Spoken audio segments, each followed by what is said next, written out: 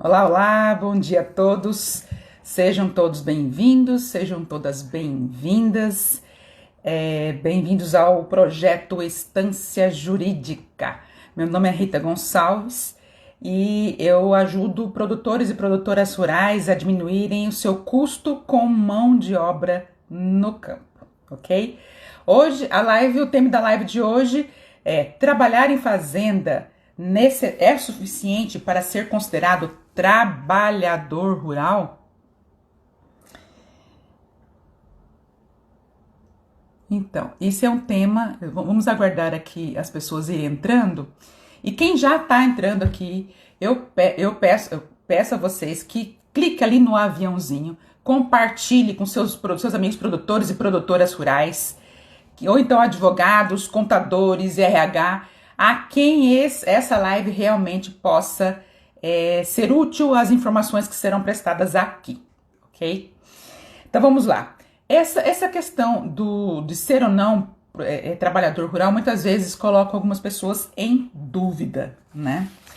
Por exemplo, você produtor rural, alguma vez já contratou um empregado e geralmente ele vem com a família, né? Daí com o tempo alguns membros da família também começam a prestar serviços para você, né? Vai lá na sua sede da fazenda, presta serviços ali na sede, né? O filho vem lá, corta a grama, as árvores ao redor da sede. Eles são efetivamente trabalhadores rurais ou não, tá? Para você que tem agroindústria, o seu empregado, ele é produtor, ele é trabalhador rural ou não? Para você empreendedor que explora turismo rural, que tão somente explora turismo rural, os seus trabalhadores são efetivamente trabalhadores rurais ou não? Né? Então essas questões são muito mais comuns que a gente possa imaginar, né? E é só a pontinha do iceberg, né? E qual a relevância de se saber essas questões, né? Primeiramente, para você, produtor rural, não ter despesas desnecessárias, pagar o que não é devido ao empregado, né? Por um equívoco de uma interpretação se ele é efetivamente ou não trabalhador rural, tá? E além disso, tem a questão de você poder efetuar melhor um planejamento, né, desses custos que diminuem da sua mão de obra, ok? Então, você, produtor rural, já viu aquela situação em que você contrata, então, um trabalhador, né, ele vem com a família, e com o tempo, a esposa e o filho prestam serviço para você, e depois, quando extingue o processo com o trabalhador rural para quem você efetivamente contratou, os filhos e a esposa entram com ação trabalhista para reconhecimento de vínculo com você, né? Esse é o caso do seu João, tá? Eu não vou falar, obviamente, o sobrenome dele, mas ele é produtor rural lá no interior de São Paulo, em que ele contratou o trabalhador rural veio a esposa com 3 filhos, tá? Com o passar do tempo, a esposa e o filho mais velho começou a prestar serviços para o produtor rural, tá? Na colheita. E passado mais um tempo, a filha mais nova começou a prestar serviços na sede da empresa, tá? Eles prestaram serviço para aquele produtor rural durante 1 ano e 8 meses, tá?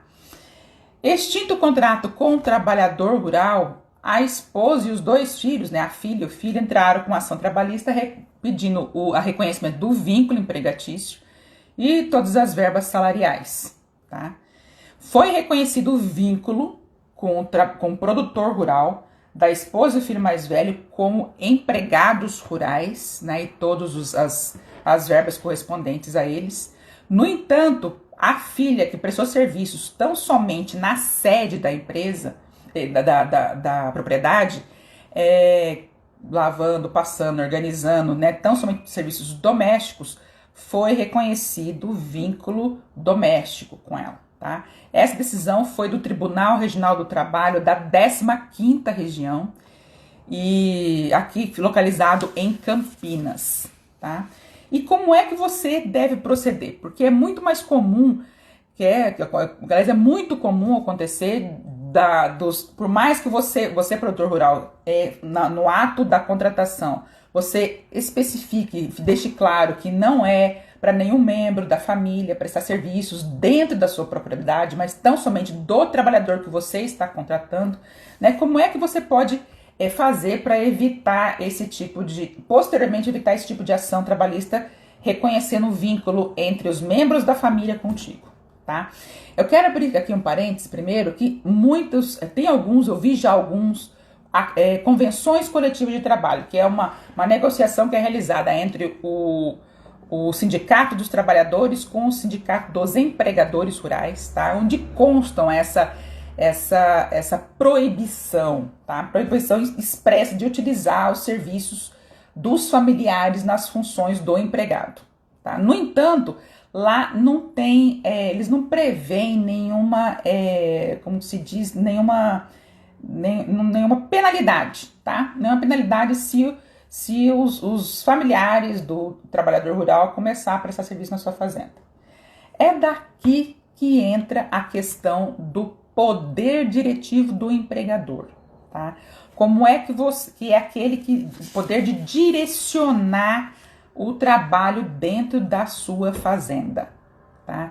Ou seja, como é que você deve proceder no caso de você ver reiteradas vezes essa inobservância dessa proibição. Mesmo você falando, mesmo na hora do contrato, mesmo constando em conversão coletiva de trabalho, como é que você deve proceder, tá? Primeiramente, hoje, quase todas as lives eu falo da importância de se ter um contrato de trabalho escrito, trabalho com o seu empregado rural. É importantíssimo isso, tá? Porque deixar as regras bem claras. Quanto mais claras as regras, muito mais fácil você exigir o cumprimento daquilo que está escrito. Porque o contrato faz lei entre as partes, tá? O combinado não sai caro, como dizem, né? Então, é importantíssimo que essa proibição você traga num contrato, quando você for contratar esse empregado, tá? Está bem claro isso daí, tá? Descumpriu uma vez, dê uma advertência verbal, fala, não é permitido, você sabe que é proibido qualquer prestação de serviços da sua família, de membros da sua família aqui na minha propriedade. Descumpriu pela segunda vez, o empregado, você percebeu, você verificou que teve prestação de serviço de algum membro da família, do trabalhador que é contratado por você, teve novamente essa reiteração dessa falta, faça uma advertência por escrito. É importante isso para você se resguardar futuramente numa ação trabalhista. Terceira vez, novamente o trabalhador descumpriu aquela norma, aquela cláusula contratual onde você coloca expressamente a proibição da prestação de serviço dos familiares dele, faça uma suspensão. É importante ter essa gradação, mostrar que realmente o empregador ele está vigilante, está vendo que realmente está sendo descumprido, que não é para fazer isso. Com a suspensão, o empregado fica ciente de que durante os dias, 1, 2 ou 3 dias de suspensão, não precisa muitos dias, tá? Para também ser proporcional à penalidade. 1 ou 2, 3 dias de suspensão. Naqueles dias, o empregado ele não vai perceber os salários correspondentes àqueles dias de suspensão, tá? Então é importante isso daí. Eu compreendo assim a proximidade, né? O produtor rural e o empregado que moram na mesma propriedade. Eu entendo assim que é delicado isso daí. Não é fácil você estabelecer com mais rigor algumas regras, tá? Exatamente por essa proximidade de relacionamento. No entanto, se você tiver um contrato de trabalho escrito, tá? É muito assim, a qualidade do relacionamento profissional seu com ele é muito maior, tá? Porque ali estão claras os deveres, as obrigações e os direitos de cada um. E é muito mais fácil estabelecer isso, colocar limites para esse relacionamento. Saber também separar a questão pessoal do profissional, ok? Bom, voltando àquela questão do Tribunal do Trabalho da 15ª Região, né, que o produtor rural foi condenado tá? Que foi reconhecido o vínculo de trabalho com a esposa e o filho mais velho como empregados rurais e a filha mais nova como empregada doméstica, a gente pode aí tirar então um jeito, né, uma lição disso daí, né? Que é o jeito errado de se computar os seus custos de mão de obra no campo, tá? Porque reconhecendo a todos indistintamente todos os direitos, né, e pagar todas as verbas correspondentes como se todos fossem efetivamente trabalhadores rurais, tá? Então, qual que é o jeito certo, então, de você fazer isso? Existem duas questões. Primeiro, você tem que verificar a questão da preponderância da sua atividade, tá? Isso é uma coisa. Outra coisa é se os serviços são prestados em imóvel rural ou prédio rústico, tá? A questão da preponderância, nessa vinculação com um tomador de serviços que tenha uma atividade agroeconômica, tá? Que explore essa atividade, né? E se há essa exploração ou não. Então aqui eu quero dividir em dois pontos. Primeiro, essa exploração dessa atividade agroeconômica naquela propriedade? Não. Ou seja, é uma propriedade onde existe um trabalhador lá que foi contratado para cuidar daquela propriedade. Há até uma criação de frangos, de porco, tem pomar, tem hortas e tal, mas é tão somente para a subsistência do empregador, do proprietário, e das pessoas que moram naquela propriedade. Ou seja, não tem uma comercialização da produção, tá? Então, nesse caso, o trabalhador rural, ele não é rural, e sim doméstico, tá? Porque aquela produção não serve para comercialização, e sim para manutenção dele próprio trabalhador e do empregador, tá?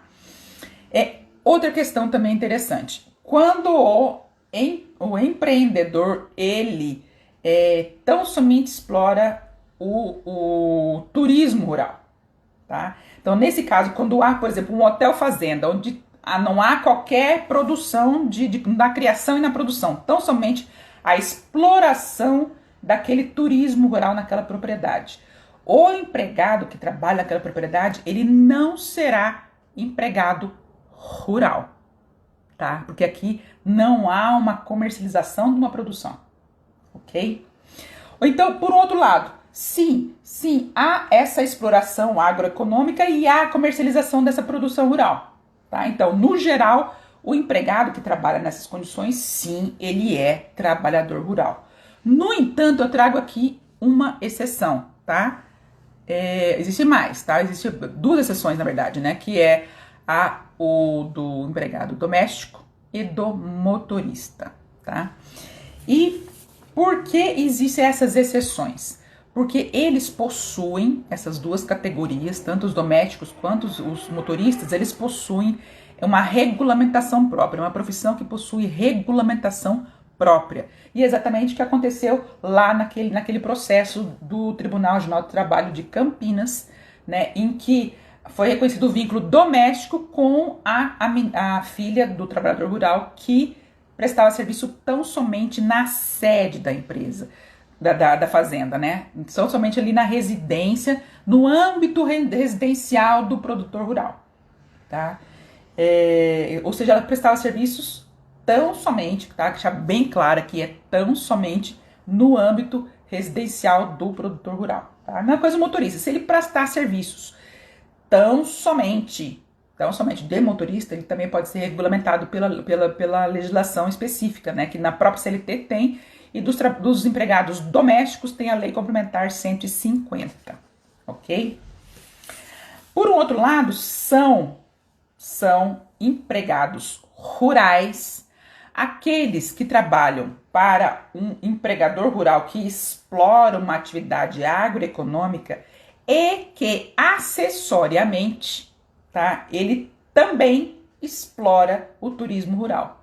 É diferente daquele empreendedor que só explora o turismo rural. Aqui há uma exploração agroeconômica e a comercialização dessa produção.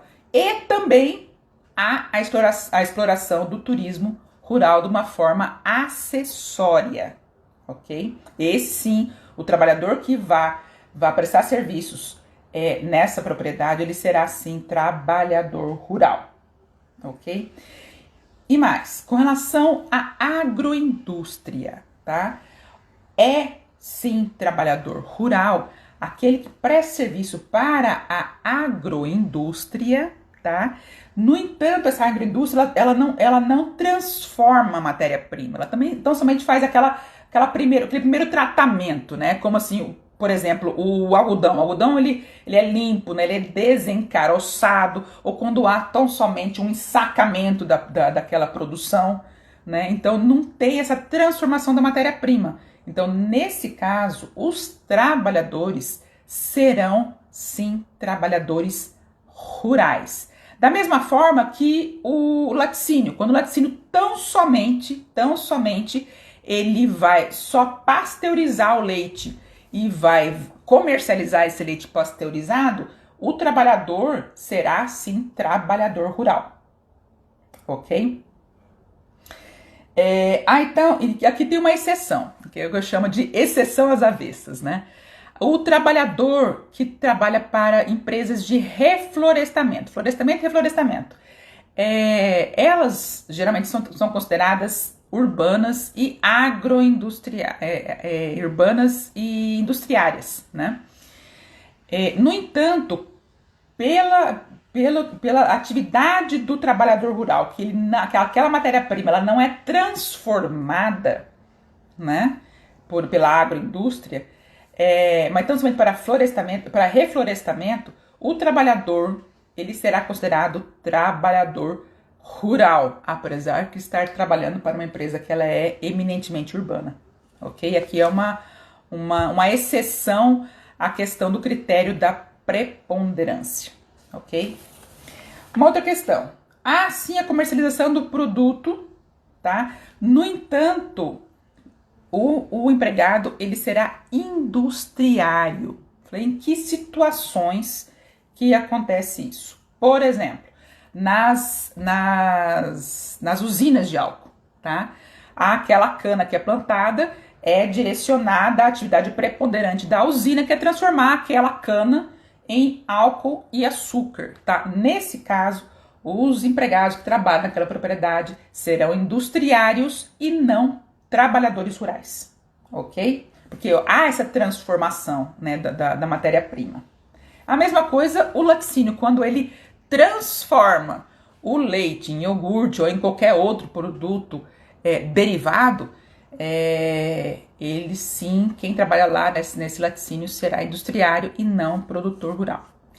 Daqui eu chego naquela segunda questão, que é prestar serviço em imóvel rural ou prédio rústico. Com relação ao imóvel rural, não tem dúvida alguma que fica numa zona geográfica, digamos assim, que não tem dúvidas, né? Agora, e prédio rústico? Prédio rústico independe da posição, da localização geográfica dele. Ele pode ser localizado dentro de um perímetro urbano? Sim, pode ser. Eu, por exemplo, eu já comprei no final do ano porco e acho que foi frango também, peru, não sei, de uma propriedade que fica lá numa saída, aqui em Campo Grande, saída de São Paulo, que eles produzem frango, porco, eles criam, né? E comercializam. Caso eles tenham algum empregado, esse empregado vai ser um empregado rural. Apesar de que geograficamente ele se encontra, a propriedade se encontra dentro do perímetro urbano. Então essas duas questões, da preponderância e da questão do prédio rústico, imóvel rural ou prédio rústico, né? Então, para verificar se realmente é empregado rural ou não, ok?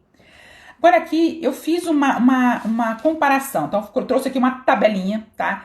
Que ela compara a questão de custos, né? O que precisa ser avaliado, né?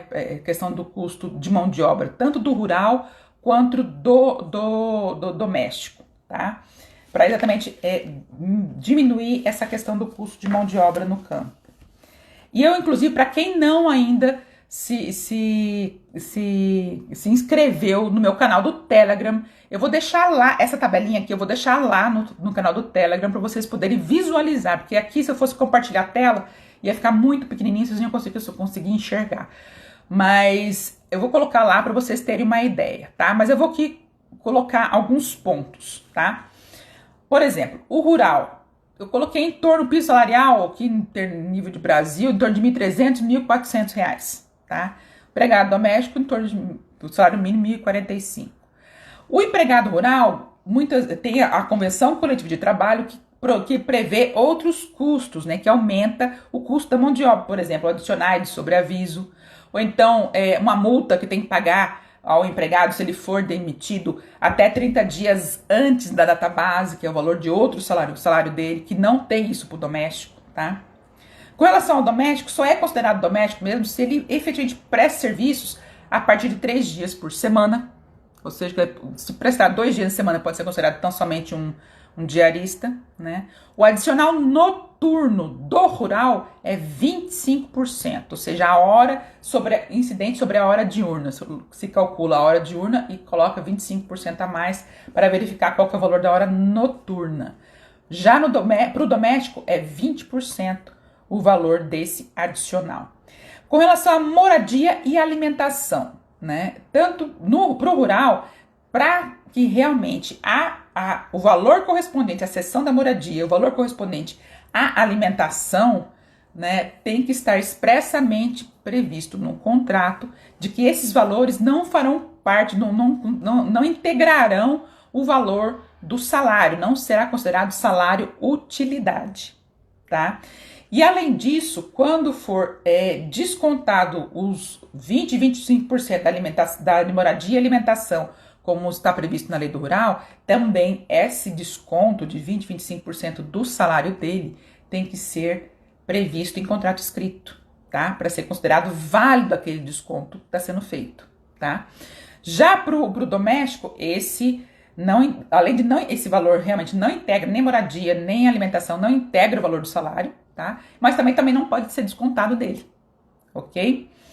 Com exceção, tá? Com relação à moradia, a exceção não integra o salário do empregado doméstico. No entanto, quando se referir a local, a moradia, né? Se referir a local diverso da residência onde ele está prestando serviço, tá? Pode ser, sim, estipulado um valor para um desconto, né? Com relação à moradia, tá? E tem que também ser expressamente acordado. Então, essa questão, quando for em local diverso da onde ele presta serviço, quando for doméstico, pode ser descontado, sim. No entanto, tem que estar expresso em contrato também, ok?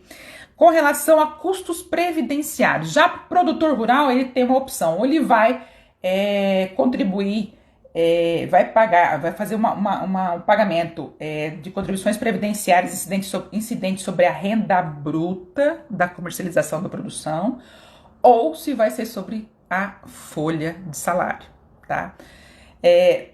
Incidente sobre a comercialização, para a pessoa física é 1,5%, que inclui o INSS, o RAT e o Senar. Para a pessoa jurídica, 2,5%. Quando é incidente sobre a folha de salários, a parte patronal é 20% sobre a folha, ok? Daí será retido do empregado de 8% a 11%, dependendo do valor que ele recebe, que tem uma tabelinha progressiva, né?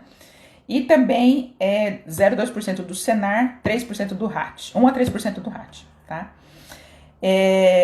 Para pessoa jurídica é 20% também, patronal, de 8 a 11% também que se retém do empregado, tá? E para poder repassar depois para o INSS e 1 a 3% do RAT. E FGTS todos pagam 8%, né? Que incide sobre todas as verbas remuneratórias do empregado. Isso com relação a produtor rural, né? O empregado rural. Já o empregado doméstico, os custos previdenciários se resumem a 20%. Dentro desses 20%, tem 8% do INSS patronal, que é essa parte do empregador, 0,8% com relação à contribuição social para o financiamento do seguro de acidente de trabalho, 8% do FGTS, 3,2%, que é uma indenização compensatória pela perda do emprego, que é corresponde àquela multa do FGTS quando o empregado ele é demitido sem justa causa, o empregador tem que pagar 40% de multa, incidente sobre aquele valor que está depositado na Caixa Econômica, né, na conta vinculada, ok? E aqui já está incluído, então quando for demitir o empregado doméstico já tá pago, digamos assim, aquela multa, né? Então se resume a 20% e descontos de 8 a 11% do empregado retém, na verdade, e repassa para o INSS. Então, basicamente, esses são os custos, né, que já tem uma grande diferença aqui, nesses que eu pontuei aqui nessa tabelinha, que eu vou colocar lá no meu canal do Telegram para vocês poderem visualizar melhor isso daí, tá? Então, é o suficiente trabalhar numa fazenda para ser considerado trabalhador rural? A gente viu que não é o suficiente, ok? Deve ser avaliado, então, resumidamente, a atividade preponderante do empregador, tá? E se é imóvel rural ou prédio rústico, tá? Então, são esses dois itens que geralmente que a lei traz pra gente, tá? Então, será trabalhador rural quando ele prestar serviço para um empregador que explore uma atividade agroeconômica, ok? Onde há essa comercialização, tá? Será trabalhador rural aquele que presta serviço para esse trabalhador rural, por um empregador rural que também, acessoriamente, explora o turismo rural, ok? E também será trabalhador rural aquele que presta serviço para a agroindústria, em que essa agroindústria, ela não transforma a matéria-prima, ela não altera a natureza da matéria-prima que ela explora, ok? Então, nesses pontos, será sim considerado trabalhador rural. E existe aquela exceção que eu falei, que é a questão do trabalhador rural das empresas de reflorestamento, que ele será considerado trabalhador rural, apesar da empresa ser considerada urbana e industriária, ok? Aqui é importante verificar ainda o seguinte, aquela questão da comercialização, né? Se há comercialização ou não, né? Para verificar se o empregado vai ser efetivamente trabalhador rural ou será doméstico, no caso dos sítios de recreio, por exemplo, né? E por que se verifica isso? Porque se for empregado rural, ele tem uma legislação específica que se aplica ao contrato de trabalho com ele, tá? Então, isso são as diferenças, né, que foram baseadas no entendimento de uma jurisprudência do Tribunal Regional do Trabalho da 15ª região, que fica em Campinas, ok? Vamos aqui. Até aqui foi o que eu trouxe de conteúdo. Vamos verificar as perguntas. Vamos lá. Perguntas. Bom, e no caso do motorista que atende... A Marlene está perguntando. E no caso do motorista que atende a fazenda e fica no escritório... Deixa eu abrir aqui, peraí que eu não estou entendendo tudo. Aqui. E no caso do motorista que atende a fazenda e fica no escritório da fazenda aguardando a próxima viagem. Marlene, aqui especificamente ele está atendendo, está prestando serviço. Aqui você vê a prestação de serviço dele é tão somente como um motorista. Ou seja, então, entendeu? Porque assim, tem muitos motoristas que eles prestam serviços como motorista. No entanto, é exigido dele que ele carregue, descarregue, entendeu? Mercadorias, né? Vai até a fazenda comprar também, fazer às vezes serviços do gerente, né? Comprar algumas peças, essas coisas, entendeu? Então não há assim uma exigência nesse caso de ser só motorista. Exige-se outras atividades que não sejam só exclusivamente de levar e trazer algumas pessoas ou coisas, tá? E sim carregar, descarregar coisas mercadorias que não estão ligadas à função específica de motorista. Vai dirigir um trator. Bom, o trator já está direcionado à produção dali da empresa, entendeu? Vai movimentar uma máquina lá dentro do silo, uma pá carregadeira. Também não é dele, especificamente de levar e trazer nesses casos específicos, entendeu? Vamos ver mais aqui. Bom, meus amigos, é o seguinte. Para quem posteriormente for assistir essa live, eu vou estar colocando uma caixinha lá no meu stories de perguntas para quem tiver dúvidas. E também vou fazer uma enquete que surgiram essa semana duas questões muito importantes. A primeira foi com relação a arrendamento. O produtor rural que arrenda a fazenda, tá? O arrendante, ele tem lá os empregados dele, contrata os empregados dele para poder explorar a atividade agroeconômica. No entanto, posteriormente, o empregado do arrendante move uma ação trabalhista contra o proprietário da fazenda. Tá? Essa é uma questão que foi colocada essa semana, tá? E tem uma outra questão também, com relação a pagamento de prêmio e a pagamento de comissão. Tá? Qual que é a diferença? Qual é a forma correta de se efetuar o pagamento de um prêmio que não possa posteriormente ser confundido com o pagamento de uma comissão? E por que a importância dessa diferença? Porque o prêmio hoje, ele não integra o valor da remuneração do empregado, o prêmio. No entanto, a comissão integra e reflete em todas as outras verbas, que no cálculo de outros custos também, de outros encargos trabalhistas. Então, é importante saber tanto uma quanto outra. Então, para saber qual é que vocês querem saber, eu vou fazer uma enquete no meu Stories, ok? Grata a todos aí pela participação. Até mais!